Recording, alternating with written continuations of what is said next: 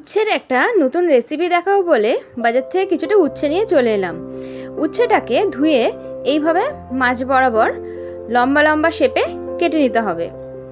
একটু মাঝারি কাটতে হবে, যেন খুব পাতলা না হয় আবার খুব মোটাও না হয়।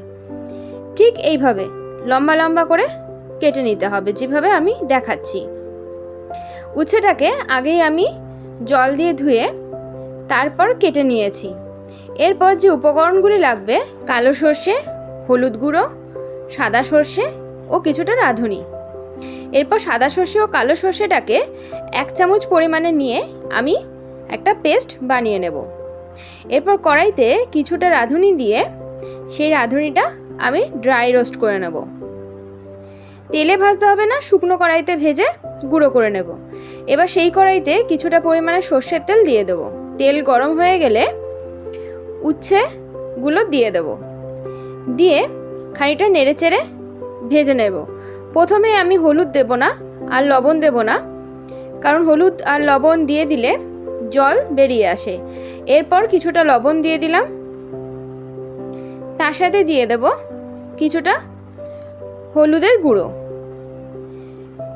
উচ্ছেটা কিন্তু লাল লাল করে ভাজতে হবে, না হলে তিতোটা বেশি থেকে যাবে। আর একটু লালচে করে কড়া করে ভাজলে খেতেও বেশ টেস্ট হয়। উচ্ছে কিন্তু আমার একটা খুব প্রিয় সবজি, অনেকের হয়তো নাও হতে পারে।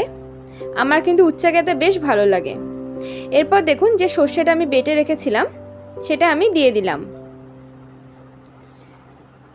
সেই বাটিটার মধ্যে অল্প জল নিয়ে আমি তার সাথে আর একটু কিছু পরিমাণে জল আমি এর মধ্যে দিয়ে দেব। দিয়ে আর একটু নেড়েচেড়ে নিয়ে ঢাকা দিয়ে কিছুটা সেদ্ধ হতে দেব। আমাদের পুনেতে 12 মাস কিন্তু এই করলা বা উচ্ছে পাওয়া যায়। উচ্ছেটা একটু ছোট আকৃতির হয়, করলাটা একটু লম্বা আকৃতির, তাই এটাকে আমরা করলাই বলবো।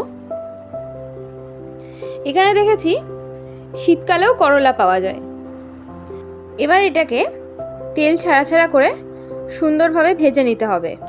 এটা একদম নতুন রেসিপি, এইভাবে একবার বানিয়ে দেখুন, খেতে কিন্তু অবশ্যই ভালো লাগবে। এরপর যে রাঁধুনিটা আমি গুঁড়ো করে রেখেছিলাম সেটা উপর থেকে ছড়িয়ে দিলেই রেডি আমাদের উচ্ছের চচ্চড়ি।